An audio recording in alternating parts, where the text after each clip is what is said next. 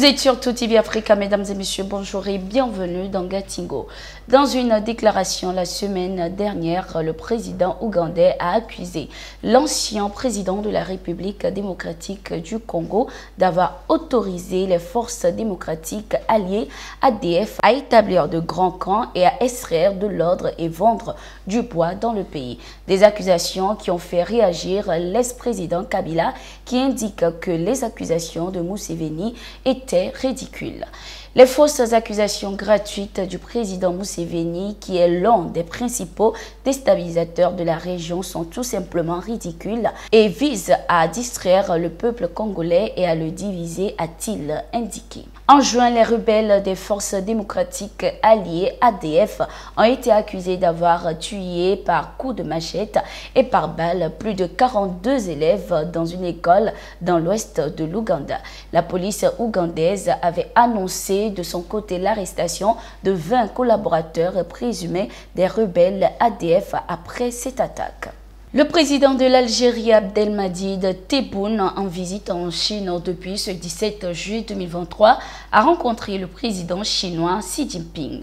Au menu des échanges, le développement de la coopération bilatérale entre les deux pays. Le président chinois a également assuré à son homologue algérien que la Chine était prête à travailler avec l'Algérie pour faire avancer l'amitié de longue date et renforcer la communication stratégique entre les deux pays. Il y a 65 ans, la Chine et l'Algérie étaient réunies par la cause commune de s'opposer à l'impérialisme et au colonialisme et de rechercher l'indépendance et la libération nationale. Depuis lors, les deux pays se sont entraidés contre vents et marées et ont forgé une amitié qui n'a cessé de se renforcer, a déclaré Ouya Chuning, porte-parole du ministère chinois des Affaires étrangères.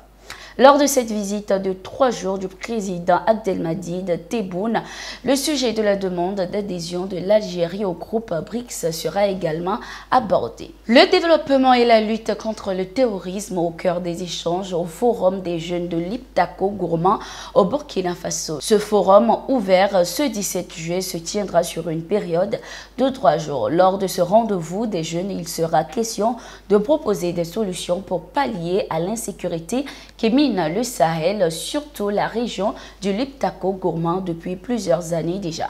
Notre communauté compte plus de 65% de jeunes et la plupart des initiatives et stratégies parlent des jeunes sans ces mêmes jeunes. Donc, il est important pour nous de les regrouper et recueillir leurs points de vue, leurs suggestions et les problèmes vécus afin de répondre à ces difficultés dans ces zones, a indiqué la secrétaire exécutive du forum. Le Liptako Gourmand est une région située dans la partie sud-ouest du Niger et s'étend jusqu'au Burkina Faso et au Mali. Environ 20 millions de personnes y vivent. L'usage des réseaux sociaux est désormais interdit aux militaires de la police nationale. L'information est donnée par le contrôleur général de la police, Youssouf Kone, à travers un communiqué ce 13 juillet. Selon les informations, pour tout manquement à ces instructions, l'auteur s'exposera à des sanctions sévères. Pour l'heure, aucune précision n'a été donnée sur la raison de cette consigne. Le président tchadien Mahamat Idriss Déby a accordé une nouvelle grâce présidentielle à des détenus de la manifestation du 20 octobre. Au nombre de 110, ces ex-détenus avaient été condamnés en mai pour avoir participé à des manifestations dans le pays. Mahamat Idriss Déby avait déjà libéré 436 détenus sur les 600 arrêtés et condamnés pour leur participation dans les manifestations du 20 octobre 2022 qui ont fait plusieurs morts dans le pays. Plus de la moitié des 600 arrêtés avaient été condamnés à de la prison ferme, les autres du sursis ou relaxés. Les personnes jugées et condamnées pour des faits d'attroupement non autorisés, coups et blessures volontaires, incendie volontaire, destruction de biens consécutifs aux événements du 20 octobre bénéficient de la grâce présidentielle, pouvait-on lire dans le communiqué du gouvernement tchadien. Le 20 octobre 2022, des manifestants avaient défilé à l'appel d'une partie de l'opposition à N'Djamena, la capitale tchadienne, et dans quelques autres villes pour protester contre le maintien au pouvoir pour 2 années supplémentaires du président de transition Mahamat Idriss Déby.